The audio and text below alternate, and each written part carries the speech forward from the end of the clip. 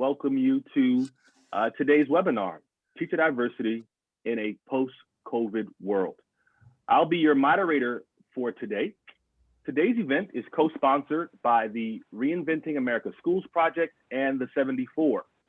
The Reinventing America Schools Project is housed at the Progressive Policy Institute and promotes a model of schools we call 21st century school systems, or systems that provide parents more choice and give schools more autonomy in return for more accountability. Our research shows that in urban America, public schools systems that do this produce the most rapid improvement in student performance and in outcomes such as high school graduation and college enrollment. The purpose of this webinar is to discuss the impact and significance of diversity in teaching in a post-COVID world. Let's get started. Before I have my speakers introduce themselves, we want to get a better understanding of who's in the audience. And so at this point in time, we'd like you to fill out this quick survey, and you only have one option. And so if you're like me, I fit into about 2 or 3 of these categories, but which group do you most identify with? Parent, educator, funder, journalist, advocate, or policymaker. This will help inform our speakers on who's in the audience, who's listening in, and may impact sort of how they answer questions to really align with where our audience is. And so without further ado, I want to start from the West Coast, some would say the best coast. And Brother Daniel, Helena, please introduce yourself, tell us what you do, and how are you doing? It's a lot going on in the world. How's it going? Thank you, Curtis. I mean, you're coming out of the gate with some strong words. So I'm from Atlanta, but right now I'm in the LA area. So I don't know, you kind of threw me off with that one. Right now I'm an English language development coordinator and teacher at Alliance Corey Hunter Middle School in South Los Angeles. I don't know if you can see, this is a floral print. I'm on spring break. So right now I'm enjoying a much needed break. This pandemic season, the 2019-2021 school year has felt eternal. And it's been tough. It's been tough as an educator, not being able to connect with students, which is where I get a lot of my fulfillment and joy from. And so I've really been leaning on the connections that I can make virtually and the people that I work with. So yeah, glad to be here today, and glad to be able to listen to everyone else as well. Thank you so much for being here. Brienne Bellavita, how are you doing? I'm good, thank you. And thank you for having me here. So yes, Brienne Bellavita, I'm with the Walton Family Foundation and the Walton Education Coalition, where I'm a senior advocacy manager. And as part of my portfolio of work, I oversee our teacher diversity policy. So really excited to engage in this conversation. I am based in Brooklyn, and right now I am locked in my bedroom so that my cat does not jump onto the screen. So that's a little bit about how I'm doing right now, but otherwise I'm doing okay. I feel hopeful about things to come. Well, if the cat had jumped on the screen, that would have definitely made news. And we're so glad to have you. Next up, Kate Walsh, how are you doing? I think you're muted there, Kate. You want to mute yourself? I'm sure whatever you said was amazing, though. I was noting that I'm doing very well. I have one vaccine shot in my arm and trying to get the other one in a couple of weeks. So life is looking better, and actually made a plane reservation yesterday to go overseas. So life is definitely looking a little cheerier. And tell us about yourself and what organization you lead, just for those who don't know. I'm with the National Council on Teacher Equality, and we've been doing a lot of work on how to diversify the teaching profession with a little bit of a different take than some folks, and so we'll get into that today. Thank you. Thanks so much for joining us. And last but not least, the Sharif El-Mekki. Introduce yourself, brother, and how you doing? Good to see everyone. Thanks again for creating this space. Sharif El-Mekki from Philadelphia, CEO at the Center for Black Educator Development, retired teacher and principal, and now full-time working at the center.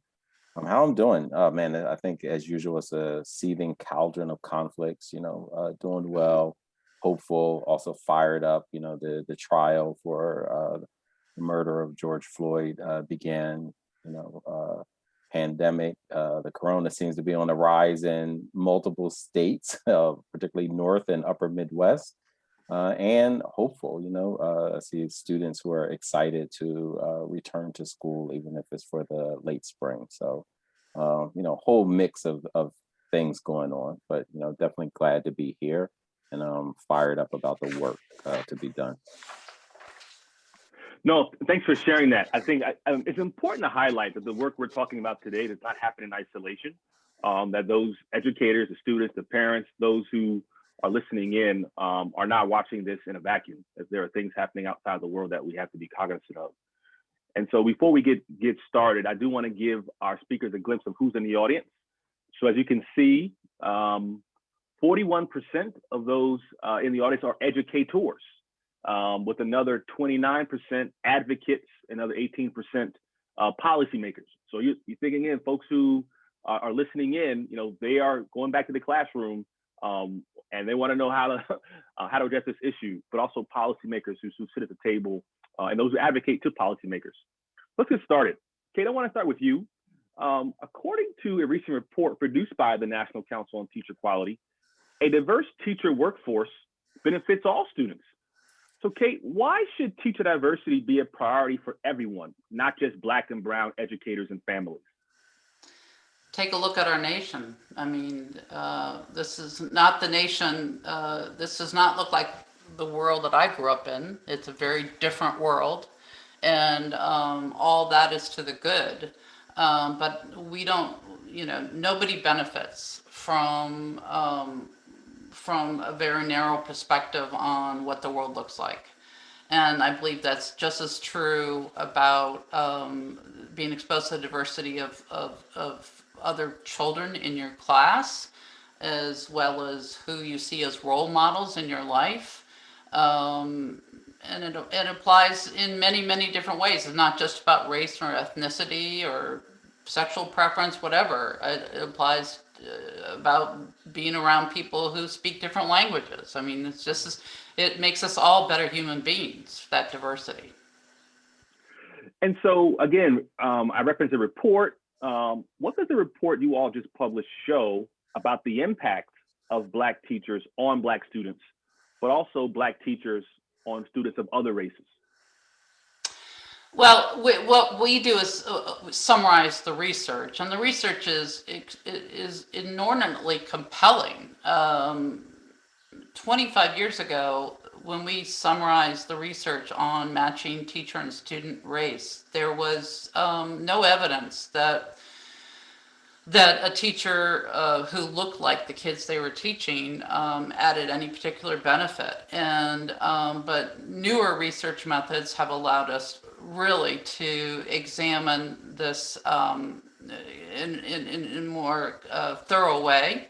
And we now see that that remarkable outcomes from children being exposed, not even just to a teacher in their classroom, but to a teacher in their school who looks like them.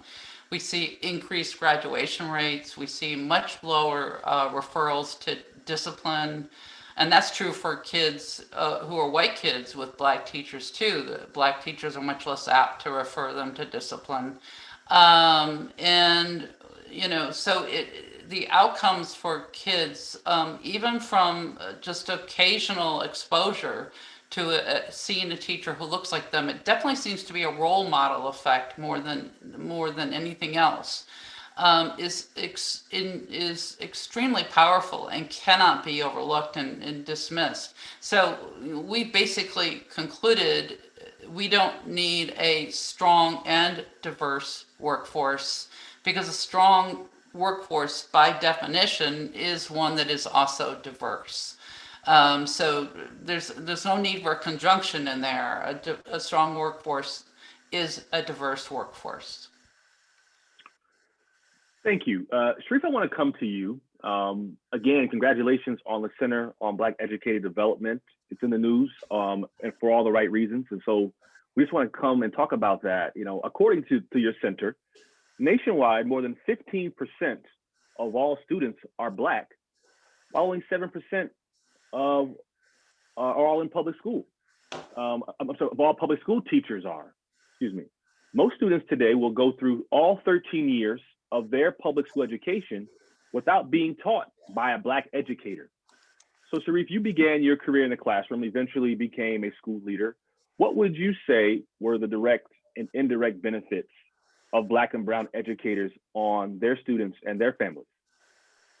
Yeah, I would start off with like my own experience, even though as a youth, I did not look at teaching as the profession. I do believe for me, I do believe that what my teachers represented, how they were committed to, students, to the community. I do believe that sense of activism was honed and definitely nurtured in my elementary school experience, which was a freedom school, full-time freedom school, all Black teachers.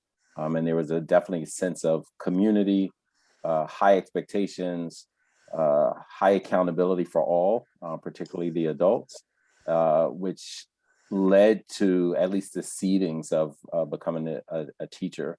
And so later, when School District Philadelphia, Concerned Black Men, and a nonprofit, and Cheney University had a partnership to recruit more Black men, their words and their description definitely it resonated, right? When Dr. Martin Ryder, a Black educator, veteran Black educator in the district, said, "Hey, I see that you want to be an activist," and it wasn't just me. There were many Black men in the group. He said, teaching Black children well is the purest form of activism. And as Kate talked about, it wasn't just your relationship with that student. He talked about the ecosystem. The students, families, and community members would know if you're teaching them superbly, and it would have an impact and they would have influence. Their friends in other grades or their peers in other grades, other classrooms, even if they didn't have you, it would have an impact. And so what we're hearing just really resonated. And so I'm on my 28th year of detour from law school. Because once I started teaching, I was just like I felt the sense of urgency, the community that was developed, and this common sense of purpose. And I would also say, this is not a new issue. Caroline LeCount, back in the 1880s, was a Philadelphia activist. Fiance was Octavius Cato, and she was demanding back then more Black principals and teachers for Black students in the 1880s in Philadelphia, because she was able to articulate, here's why, here are the needs. And so this is a very long issue that we've been fighting for. No, thank you. I think we're all sort of on a detour from a different career that education has really drawn us to. I think I'm on the detour from divinity school. I think people thought I'd be a minister, but a lot of the work that you're doing, that you would have done as a lawyer in advocating for justice, you're doing as an educator, and all of us are doing in our own way. I had a follow up with that, Sharif. In the past, you led a charter school. Did autonomy of the charter school model make it easier for you to hire educators of color? I would say yes. I would say autonomy is important, particularly. And one of the things I embraced was the accountability, the high expectations, and the autonomy. And I would just add a caveat that, sometimes there are schools in Philadelphia, charter schools, that have less diversity than the district. So while they have this autonomy, they're not always using it, and that's particularly problematic in anywhere, but particularly in a city as diverse as Philadelphia, where you could have the opportunity to create a pipeline, for high school students, for your alumni to, return to teaching, and it's less so. But the schools that have done well, are looking at it as an equity issue, an educational justice issue, student outcomes issue, data-informed decision-making issue, all the things that we say that we want, in our schools. This particular issue crosses all of them, but I appreciate it. And even when I was in the district, because it was a turnaround school, which again offered that type of autonomy, where our leadership team would make the selections, right? And so they called it site-based selection. The leadership team was interviewing and hiring. that was also an opportunity to, ensure that our staff was diverse, and particularly we had as many Black educators as possible. And so I would also caution lastly is that I was also told like, hey, you know what, maybe we won't send you diverse candidates because you're a Black principal with a network. I'm like, no, that's not how it works. That is the opposite of what we're trying to do. And I get that there's certain school leadership teams that might need more support with social capital, but that doesn't mean you should constrict my pipeline. But I think the autonomy also allowed me to engage with folks and interview them and make referrals and speak to them directly instead of just being unable to engage and just saying, oh, you have to go through that red tape and this bureaucratic system. I could engage directly as a school leader or my leadership team. And many of our hirees were actually referrals from our internal team members, which was always fantastic, whether they were student teachers, whether they were former City Year Corps members, or whether they were friends and associates of our current teachers. So that autonomy, coupled with accountability and expectations, high expectations, is a fantastic groundwork to diversify if you want to maintain this sense of educational justice for students. That's interesting. It's almost as if you were a victim of your own success, right? This idea that, because of who you are, we won't send you diverse candidates. Very interesting. I'll talk about that more. Yeah, some folks try to hold you back, Curtis, but you got to fight through all that. You got to fight through it. Rumble, young man, rumble. Oh yeah, and this is something. This is a fight, worth having. It's so important. Brianne, I want to come to you. According to the report I mentioned earlier from the National Council on Teacher Quality, 2 factors explain why teaching is less attractive to Black and Hispanic college students. First, students of color continue to be harmed by discrimination in the classroom, which likely creates a negative perception of K-12 education and dissuades many from wanting to become teachers. Secondly, Black and Hispanic students are more likely to be saddled with debt and therefore less inclined to enter a profession that does not pay as well as others. Brianne, in your experience, what are the greatest issues preventing schools and school systems from recruiting underrepresented groups in teaching? Well, first, that was a great report from NCTQ, and I continue to learn from Kate and from other experts in the field every day. But I do think that discrimination in the classroom and the cost of becoming a teacher certainly are driving factors in dissuading candidates of color. However, I believe that there are breakdowns across the entire teacher continuum that make it difficult to recruit and retain a diverse teacher workforce. So if you start at the beginning of the pipeline, I think that districts and states need to invest in recruitment strategies and alternative pathways that broaden the teacher pipeline. So things like grow your own programs, and particularly grow your own programs in diverse communities. We should also be expanding career pathways for high school students so that they can earn college credentials, and that will also help alleviate some of that financial burden. And finally, while many states are developing partnerships between institutions of higher education and LEAs, few are explicitly targeting historically Black colleges. So I think that there is a huge opportunity there. Now, for those that do enroll in teacher prep programs, it's also extremely important to have data to increase transparency and to hold the teacher prep programs accountable. It doesn't matter if we get more candidates entering the program if they are not graduating and passing licensing tests at the same rate as their white counterparts. So we need to increase transparency and hold those programs accountable for that, which I know is, again, something that Kate is very passionate about. And then finally, once teacher candidates make it to and through preparation programs and pass a licensing test, it is really important to have strong induction and mentorship. And that has been particularly important for candidates of color. 2 states, Delaware and Iowa, requires that schools and districts provide multi-year support for new teachers and provides dedicated funding for new teacher induction and mentoring. And it would really suit all states to follow in their steps.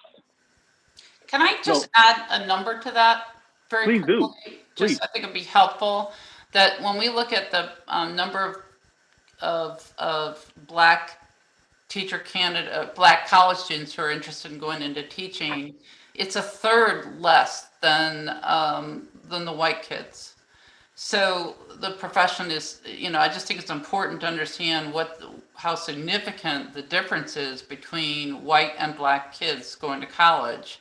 Huge drop off of interest and it's the same, and it's comparable for Hispanic kids as well, who are just looking at the teaching profession and making a decision not to consider it. No, thank you. And Brianne, I mean, thank you so much for your outline. And one, I will just put a thumbtack, particularly in historically black colleges. I'm a graduate of Morehouse College. My wife's a graduate of Spelman College. But I challenge HBCUs, my undergraduate institution, the only one in the country dedicated solely to black men, right? This should be ground zero for this conversation, does not have a teacher preparation program. And so if you want to be a teacher, you have to go over to Spelman and get for certification. And so these are conversations. Howard University had an education program, took it away and then brought it back. Dillard University, a lot of these schools you would think would be the one of the answers. And so I challenge, even as an alum of a historically black college. But Brianna, I want to come back. This is a follow-up. What have states done in the past to address this issue based on what you're learning and studying? Yeah, so there's obviously been increased interest in states to pass policies to try and address this issue. But what we have found is that many states have passed legislation to address some part of the teacher continuum, and very few have tried to fill the gaps along the entire continuum. What we know is a single policy change within one aspect of that continuum is unlikely to be effective on its own. It's going to have to take a multi-pronged policy approach to sustain teacher effectiveness and diversity. However, I'll throw out a few good examples. Rhode Island has made a lot of steps recently. It was the first state to include a standard of candidate diversity as part of its teacher preparation standards. So approved preparation programs in Rhode Island must recruit, admit, and support high quality candidates that reflect the diversity of Rhode Island students.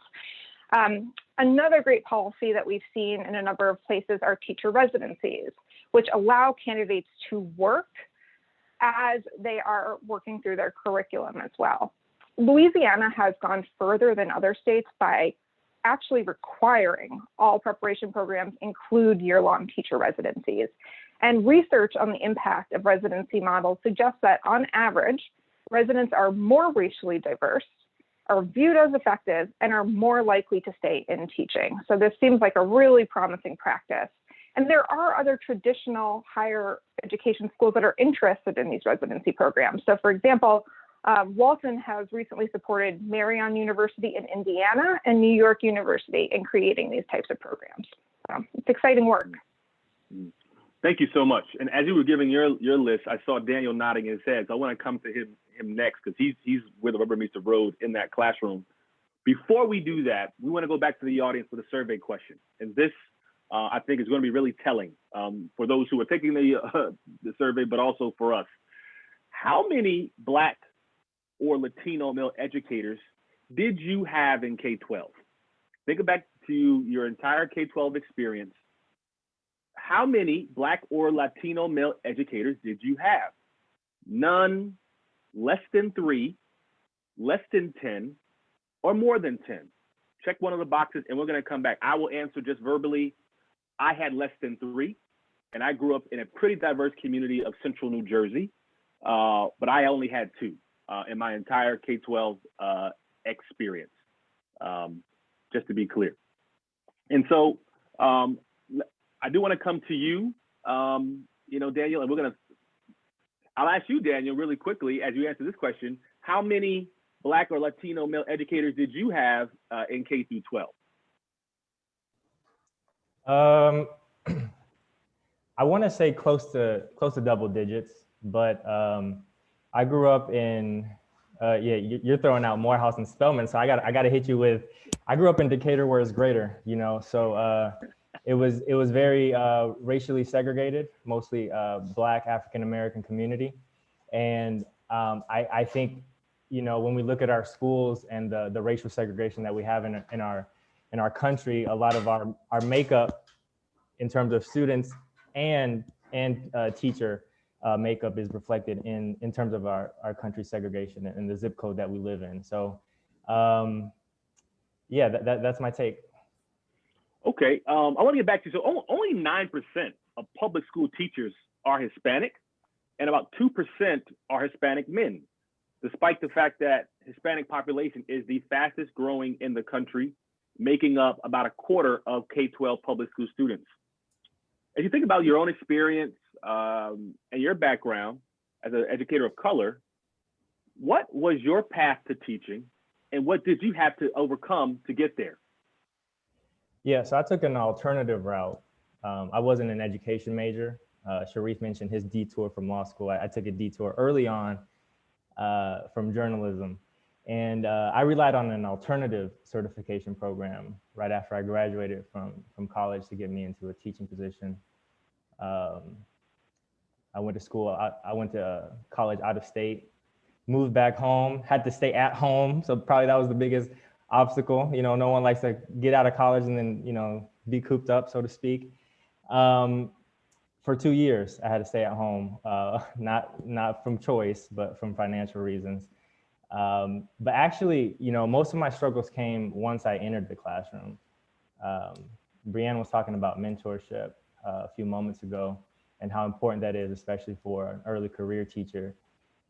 My mentorship set me back because I had conflicting ideologies that were being, you know, espoused on me, and I had a case of teacher identity crisis. As far as I know what I should be doing for my students, I know why I got into this work or why I want to stay in this work. I'm getting different messages, right? And so I had to kind of learn the hard way about teacher school fit, how there's different teaching philosophies, educational philosophies, because I went into it very naive, thinking we're all in this for the right reasons, or for the same reasons. Let me say that, right? And so it took me some time to develop my authentic teaching identity, but once I did, you know, I was able to advocate for what I think is best for myself, but more importantly for my students. In your position, someone with your experience and background, I imagine would be a tremendous value to those who are trying to answer this question. A lot of us are sort of talking about it, but you're in it, you know, and you are at the table. So what advice do you give schools or school districts or charter networks or any of these folks seeking to recruit men of color into teaching and recruit and retain men of color in this? Yeah, you know, when Kate was talking, I made a note because Kate was talking about the racial drop-off between students in college who are Black and students of college who are white, and the interest shown there. I feel really strongly about this next point. We need to start from the very beginning, and we need to establish and affirm a safe culture for our Black, Indigenous, and boys of color from the moment they walk into our school buildings. Many boys, especially Black males, are disproportionately removed from classrooms. So from the get-go, we're robbing our young men the opportunity to become educators because we exit them from the educational system very early on. And it's a tragedy because I think it's not too far-fetched to say that many boys, and honestly, Black girls too, you know, I'm gonna take opportunity to say that, with the way that we, you know, quote unquote discipline and exit our students, they learn that this place is not for them. Education is not a place for them. And so why come back to a place that was traumatic and harmful for you? Or, you know, there's a lot of obstacles that we needlessly put in front of our students of color. I've got a couple ideas for our schools. We need to offer our current teachers, you know, leadership opportunities. For me, seeing leaders who are Black, Indigenous, or of color made a big difference. And I talked about, you know, kind of my upbringing and who I was around. And that's true because I was more easily able to connect with them along lines of social equity. Plus, research shows that Black male teachers are more likely to teach at schools with Black principals. So we need to think about how we're mentoring, you know, back to Brianne's point, and developing our teachers of color so that they can continue to develop others as well. as far as the district and the state level, I would consider altering requirements for teacher certification exams. These are exams that were used to keep Black teachers from following Black students to white schools back in the day. I talked about how finances, and others on this panel have talked about how finances can be a big hurdle. But the process of becoming a certified teacher can be very nebulous. And, I'm not advocating for less accountability, but I am saying that school districts should consider the credentialing process and the various loopholes that teachers have to go through in order to be fully certified. I'm hearing and seeing an increase in applicants during this COVID season because of the relaxed expectations. And for me, as long as we're supporting our teachers once they're in the classroom, then that goes a long way. No, thank you for saying that. I mean, if I think back to my own experience here in my school district in Prince George's County, Maryland, where I'm on the school board, but also co-founded a network of male educators, we do see concentrations of male educators in certain schools because of leaders who recruit them, but also just the support and the network of other male educators in the schools in which they're moving into. And so if you kind of look at it, the spectrum, there's a bunch of schools that have a good number of male educators of color, and then schools that have a little less because there's sort of a migration in certain schools because leaders are creating a certain environment, but they have that network. And so the male educator network was seeing that a lot. But thank you so much for your input. Before we move on, I want to check out these survey results. What are we looking at as far as how people in the audience experience education as it relates from a Black or Latino male? And so we could show those answers.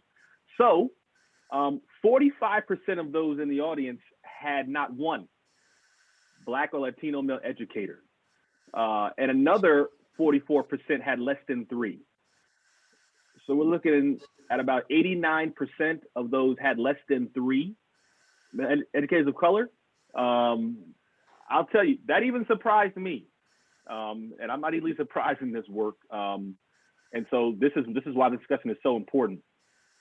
And so let's go back to this idea of teacher preparation and diversity.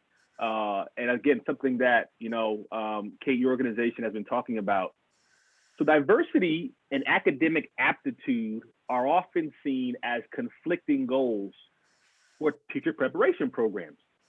But in 2017, the Center for American Progress found states that increased admission standards to teacher preparation programs saw increased diversity of undergraduate education rates. Let me repeat that again, just for those who try to get their head around, In 2017, Center for American Progress found that states that increased admission standards for teacher preparation programs saw increased diversity of undergraduate education majors. Brianne, does this surprise you at all? It doesn't. And I think that perception is an unfortunate one.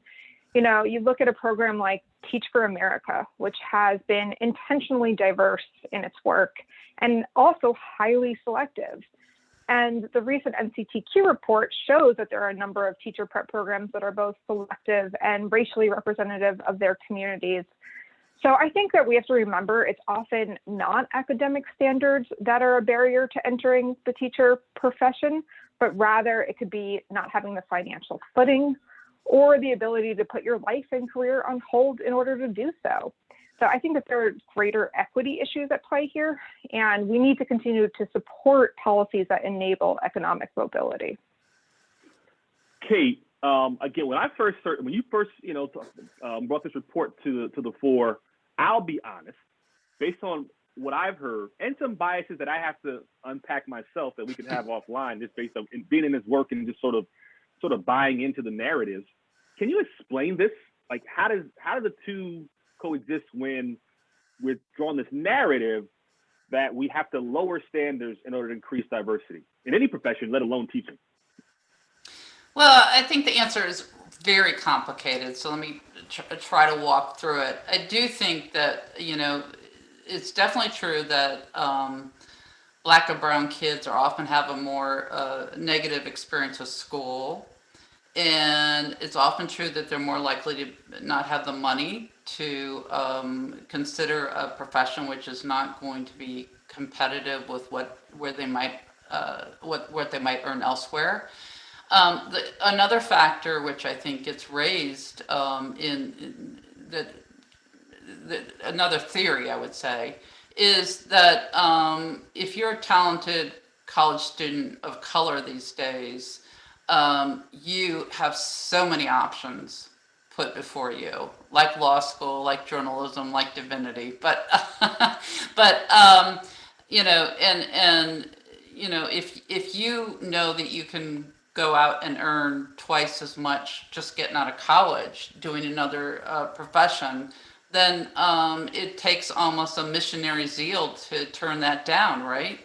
And so that I think that we have to acknowledge that teacher pay is a mitigating factor and one that suppresses diversity.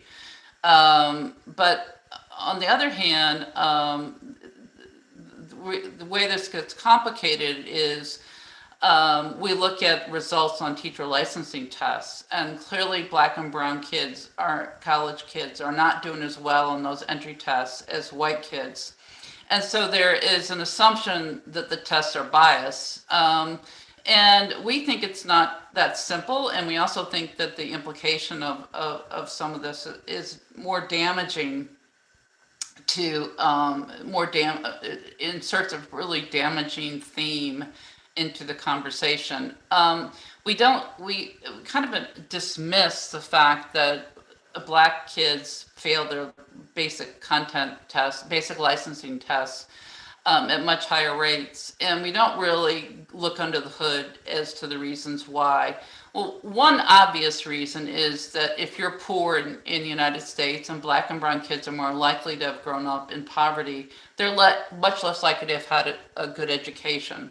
So, so they come in, they come in at a disadvantage, and they're going to fail those tests at an alarming rate.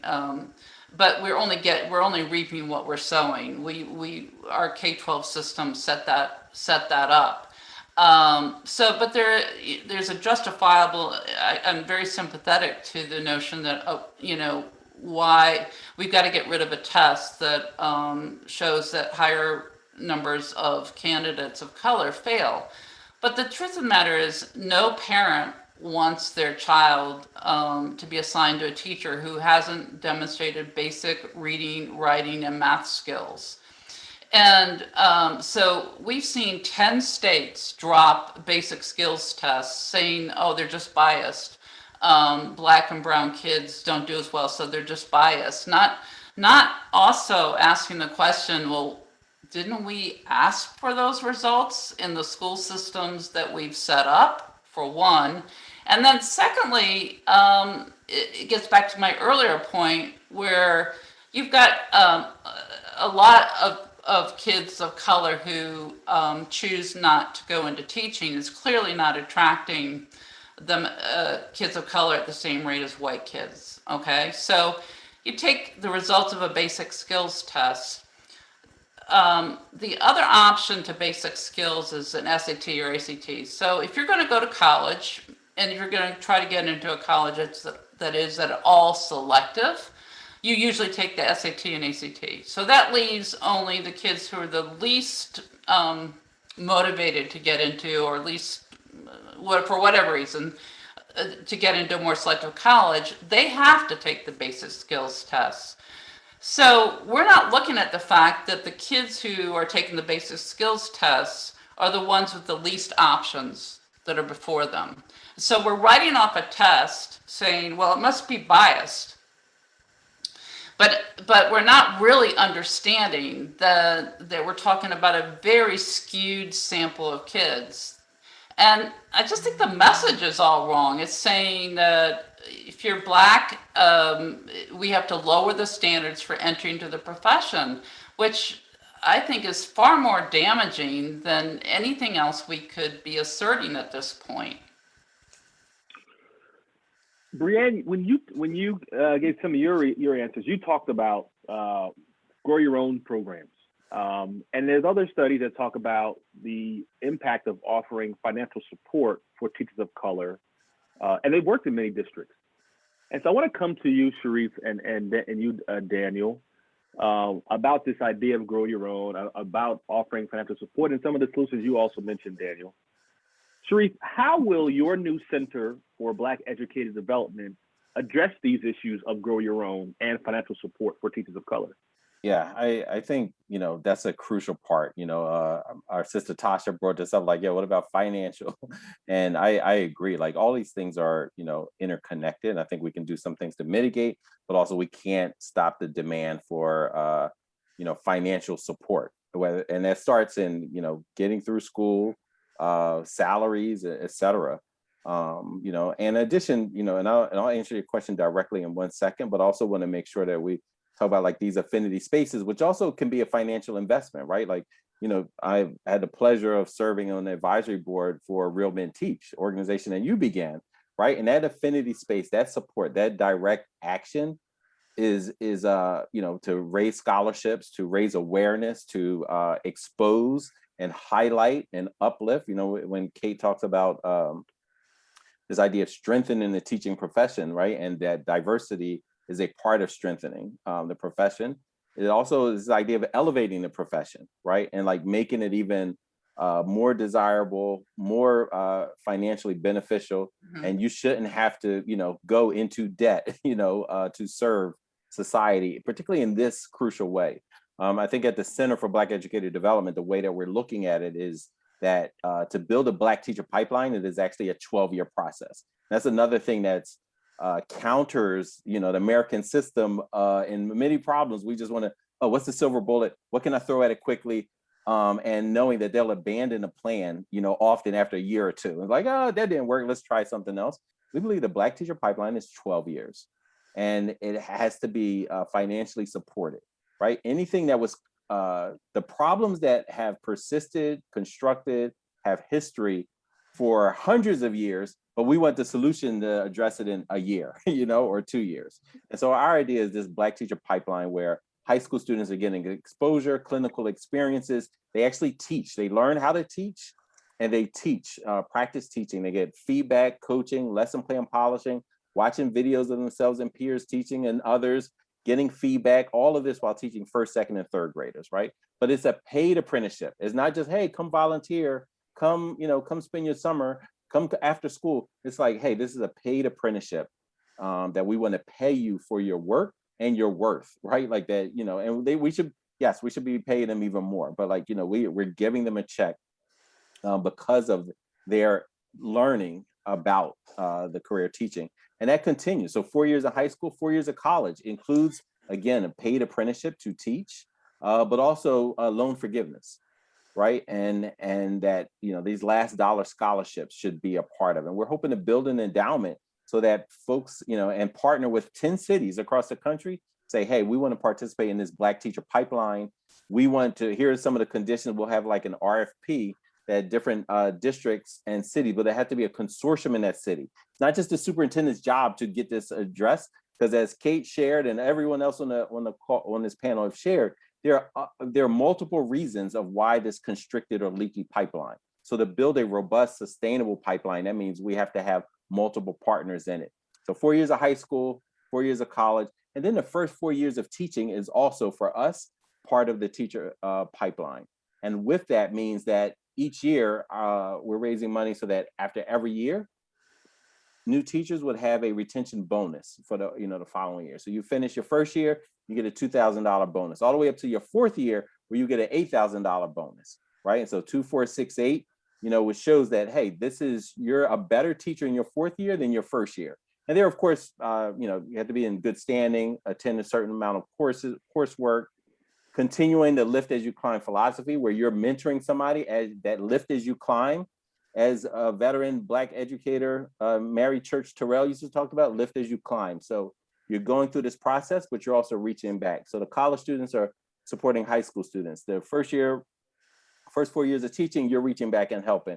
And all of this is centered around practicing teaching with first, second, and third graders, particularly around literacy, positive racial identity. So with that, what we're hoping is to, advance this notion, elevate the profession, but also just, brass tacks, financial support is needed. Emergency fund is needed. Support with passing the praxis, getting books, whatever it is, all of these things should be a part of the package. And this pipeline for us counters and centers the experiences that many of us had as aspiring Black educators and ways to support it.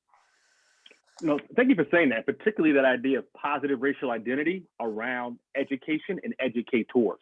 And so as you mentioned, Real Men Teach, something we help start together is this idea of how do we push back positive racial identity around educators to young people. And I mentioned in the chat, if you go to realmenteach.com, you can learn more about how we're doing that and also raising money for scholarships at the same time. But Daniel, how can schools like yours, you're part of a network of school charter schools there, how can your schools like yours, implement the recommendations of a grow your own or of financial support for teachers? Yeah, I just want to jump on the train that everyone's on as far as the importance of finances. We know that the opportunity gap is bigger than just education. I've heard some of our panelists mention that, and that we need to continually think about the different sectors that intersect with what's holding and keeping a lot of our communities back. This would be the point if we had more time where I would make a case for reparations. But because we don't have that time, I would say that in my utopia, the public school functions as a community hub, where a place not only where we send our children to learn, but also a place where we can receive various supports, including health and financial literacy services. So Curtis, when you say grow your own, I'm hearing know your own, and not just knowing your local business owners and policymakers in your community, but also welcoming people to our schools before and even after they have school age children in their homes. I say this because oftentimes we make partnerships without involving parents and guardians, without considering them. And so I think we need to talk first to the people who we're trying to serve. I think that's what equity work is about. I think this is especially true for charter schools because they run the risk of taking on the outsider's role, sometimes the unwanted outsider's role. And I say that as a current employee of a charter school. No, thank you. Kate, the latest report that you all did highlighted the high rate of teacher candidates, particularly those of color, who do not pass their licensing exam, which you have mentioned. But you also recommend that the federal government collect data from teacher prep programs on the numbers of candidates by race and ethnicity who qualify for teaching license. Will these recommendations, really holding the federal government accountable about transparency of information, get us closer to closing the pipeline, to closing the gap in the pipeline for teacher diversity? Look, we've been sweeping this all under the carpet, this ugly little truth, and states have done their damnedest to make sure that these data weren't made public because for various reasons. And if we're going to get teacher prep programs to start taking these tests more seriously, we simply have to expose the data, no matter how uncomfortable it makes us. And what our organization has been actually collecting that data, and we're going to publish it in hopes that states will soon follow. We've been getting data we now have data from 34 states, which we'll be publishing this spring. And what we're particularly concerned about is the first attempt pass rate, which to us is not as much a reflection of the candidate caliber as it is a reflection of how seriously programs take the job of getting kids, making sure these young teacher candidates have the knowledge and skills to take these tests. We think programs have been almost given a free pass by their states. They'll have pass rates that are in the teens, the 20s, the 30s on these tests, and they keep getting reapproved as teacher prep programs. And then, if they were doing everything they could to get kids pass, and they still had those results, it would be one thing. But when we go in and look at the courses for example, that an elementary teacher needs to be able to teach science, social studies, mathematics, English language arts. We see no attempt by programs to make sure those candidates get that coursework that will be relevant to the job of the elementary teacher. And so you can't have it both ways. You can't say, don't hold us accountable for these test results, and then also turn your back on what candidates need to be successful. And so the first reaction from folks is, well, let's just drop the licensing tests. Our reaction is, no, let's not drop the standards. Nobody wants to go into a classroom and not know enough math to teach a second grader. That's not fair to that candidate, and it's certainly not fair to their students. This is an issue of holding prep programs accountable for getting folks ready, because I have talked to way too many people who have failed those tests, and they feel like it's their fault. They feel like, well, I got A's in all my classes, why didn't I pass?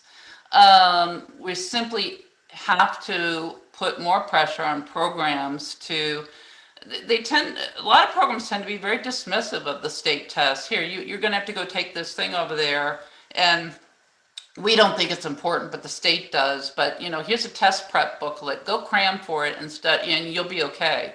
That doesn't happen in nursing. The first time pass rate on the nursing exam is 85%. The first time pass rate for elementary teachers on their tests is 45%. And that's not just black to brown kids, that's white kids too, 45%. And yet we tolerate that systematically. States tolerate that and allow programs to continue to basically communicate that these tests are of little import to their ability to teach well, when they aren't. They're important. No, thank you. And Curtis, can I just please just double down on what I think this is such an important. You muted yourself there, Sharif. Sorry, I was in my frustration just waving and muting, and it's for people. I think there's a certain level of arrogance that has to be addressed in the teacher prep world. Where I've spoken to a professor who even asked him, the math methods class that you teach, does it align with the praxis that your students have to pass?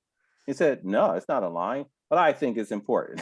I'm just like, what tower are you like? But that shows like the disconnect between people who are so-called preparing teachers and where the needs are for our students. What our students need are well-prepared teachers. And I also think that teacher preps, colleges should also ensure that their teachers have the correct mindsets around the students that they're going to serve. For the fact that you can look at several research studies that show new teachers are saying, I'm not prepared to teach. I'm not prepared to teach Black children. I'm not prepared to have high expectations. I'm not prepared to teach brown children. I'm not prepared to just teach a rigorous lesson. After thousands of dollars and at least 4 years of school, and they're coming out and saying, and they're still in front of my child? Like, no way. But that is the norm. And to have a professor say, well, I think this is important, and I don't care about anything else. I think it's such a misaligned and constricted mindset. And that is, I think that is one part of the problem. So, and then you just have this cycle, right? Then you have teachers who aren't prepared to teach students who are not in conducive learning environments, and then that cycle just continues. So the level of expectation, and we often talk about who's teaching the children. My bigger question is who's preparing the teachers, and how were they trained, and what time zone have they been stuck in and still operating in as they claim to be preparing our nation's children. Like, that's just unacceptable to me. Folks got to take responsibility and stop pontificating about what the issues are. And you won't find it any more true than how programs prepare teachers to teach kids to read. 2/3 of Black and brown kids in this country are not learning how to read as well as they need to learn. They're not like to learn how to read proficiently. And we're tolerating this year in and year out. We've just accepted it. And the truth, when you look at what's happening in teacher prep, they are not teaching those teacher candidates how to teach kids to read. What is more important? Name what is more important. If you didn't learn anything else in teacher prep, you need to know how to teach a kid to read. Mhm. We No, want an thank expert you. democracy, and we can't even teach children how to read. Like, I mean, it's just, Yeah. it's ridiculous. Well, I don't want to add insult to injury, but as we're having this conversation about where we are now, Yes, you do. You want to be provocative. Go ahead. It's all right, though. That's what we're here for. well, Go ahead. we pick our panelists wisely at the Reinventing American Schools project, and but we also understand we want this energy, but at the same time, as we think about where we are, we're also moving into an environment. Again, I'm on the Board of Education where I live, and conversations with my colleague and my superintendent is that we're going to have some funding shortfalls moving forward, whether it be because of disenrollment. That's sort of a highlight. Our next webinar is going to be on disenrollment in public schools during the COVID crisis. And we all know that disenrollment, there's a dollar figure to that. Also, we understand that there are revenue issues that are going to be happening at the local government sector. So moving into this post-COVID world with everything we outlined, at the same time constricting budgets, what advice do you give school leaders and school systems leaders to ensure they retain the diverse educator force that they also have, but also grow it? And this will be sort of my final answer. And so, I want to do a round robin, give you all about a minute and a half to finish this, and so we can finish up at 2:00. But Brianne, I want to come to you first. Again, we've done a great job to talk about issues, some solutions, some areas to hold people accountable, some innovation. But we're also going to move into a post-COVID world where resources become less accessible. And so what advice do you give school leaders and school systems in order to both retain the diverse workforce they already have, but also to grow it, Brianne? So thank you for asking that, because I actually feel very bullish on this question and on this point. Given the $190 billion that will be granted to LEAs and SEAs from the recent stimulus packages, I actually believe there are a lot of opportunities to expand a diverse teacher workforce. So a couple ideas I have. First, a lot of districts and states are looking to high dosage tutoring right now as a solution in combating learning loss. High dosage tutoring presents a great opportunity to provide another alternative pathway into the teaching profession. I was listening to a recent webinar with Saga, and please don't quote me on this, but I believe they said that their tutors were about 3 times as diverse as the traditional teaching population. So I think we should definitely be encouraging programs that allow those tutors into the teaching profession. Match Core in Boston is one program that does this exceptionally well, and I think it's one that should be replicated in other places. Another idea is around the idea of student loan forgiveness. SEAs could create short-term initiatives to attract and retain diverse teachers through loan forgiveness and through bonus programs. So I really think there are a lot of opportunities and a lot of opportunities to be innovative. So I'm just hoping that districts and states are bold enough to do this. Thank you, Brianne. Daniel, what advice would you give school leaders and school leaders and school system leaders to ensure, we continue on this path, but we move aggressively in the right direction around teacher diversity? I heard the word aggressively, so I'm just going to run with that. In short, I think we need to get political.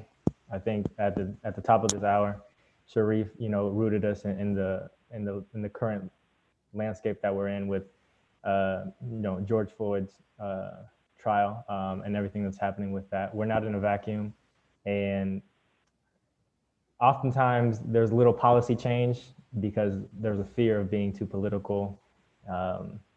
And a lot of times the reason why we hire dark folks is sometimes because it's in the spirit of Spike Lee. We just want to do the right thing. But diversity for diversity's sake is obviously not enough. And it leads, among many things, to a higher rate of turnover, especially for our Black male teachers. But what concerns me is what it means for our students of color and the next generation. I realize people enter the profession for different reasons. Kate, you mentioned that today's classroom and today's world doesn't look like it did however many, years ago. We need to get with it as an education system and field. For me, I see education as personal work, as political work. I think inaction or silence is political in and of itself.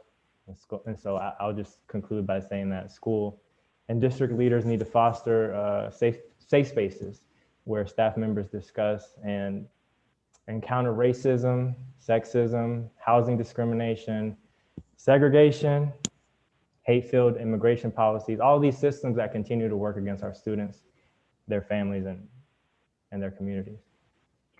Thank you for saying that, because in that post-COVID world, I think I sort of framed it around finances, but you're framing around the world in which our educators are functioning and the students. And so thank you just for highlighting that. Kate and Sharif, really quickly, we're a little over time, but a couple quick points. What advice do you give school system leaders in a world of conflicting resources, but also in a world of trying to respond to social injustice that our teachers and students and families are feeling every day? Really quickly. Sharif, I'll turn it over to you. You'll give a far more eloquent answer than I will. I don't know about that, but what I will say is like what we need leadership. Leadership is about being bold. There are too many people in leadership roles, but not with leadership, actions. And so I think you have to be bold. Yes, there's definitely a revenue shortage, and there are billions coming down the pipe. And so like, how are you choosing to use it? You can use it to actually shift the paradigm. You can double down on, hey, this is what I want to commit to. This is what the goals, and because all of the research says that this is necessary. From 1880 all the way through now, we had short term, and now we have longitudinal studies as well, right? That show the impact and the importance. And so we have a choice to make. We can stay pat, and look at this tree that's the tree of racism and inequity that represents our school and educational system. And instead of dealing with the roots, we're pruning branches and being satisfied with pruning the branches. I would say stop pruning the branches and patting yourself on the back, dig at the roots and see, like, how do we change this system, right? How do we ensure that if we know that many Black and brown college students are not exposed to teaching, that the loan forgiveness, the ability to actually graduate from college, the ability to be able to support a lot of it is addressed in financial systems. If we don't have our teacher colleges held accountable, if we don't change our policies. And so I would say use this time and the funding, as Brianne talked about, as Daniel talked about, have this mindset about what does educational justice look like, and how do we fundamentally change what the conditions are that is constricting the pipeline? How do we create a pipeline? A small example, I see district after district calling me about, hey, we need diverse teachers. The first thing I say is, show me your recruitment team. And it's all white. And so you got an all white recruitment team trying to find diverse candidates, right? Like, that's one thing. Or another is like, oh, we went to the job fairs. So that you invest in a table skirt to be in a warehouse for a career fair, but you're not investing in the high school students, and I put in the chat, 17 Black men, we were invited into the profession after we graduated from college. Not when we were in elementary school, not when we were in middle school, not when we were in high school, not even while we were in college. It was afterwards, and when we asked our colleagues, many of them white women, they said third grade. So have teacher academies. Grow your own procedure. There are many states that are doing great things. Learn from them. You can do literature review, do the policy review, and implement with fidelity and with vigor. On that note, I think it's a great place to end this conversation. It will continue in spaces like the Center for Black Educator Development, at the National Council on Teacher Quality, at the Walton Family Foundation, but also at the Lions College Ready Public Schools. So I want to thank my four panelists for joining me today. Thank everyone who's listening in directly through our feed, but also through live feed on the 74's Facebook page and the Progressive Policy Institute's Facebook page. And you also watch this on our respective YouTube channel. Again, I want to thank you all for joining me today. This is the most important issue facing America right now. And I'm clearly biased on this issue, but I could not think of a great, a better collection of individuals to speak on this issue. So thank you all so much. Thank you for everyone for joining us today. You have an amazing day. Thank you.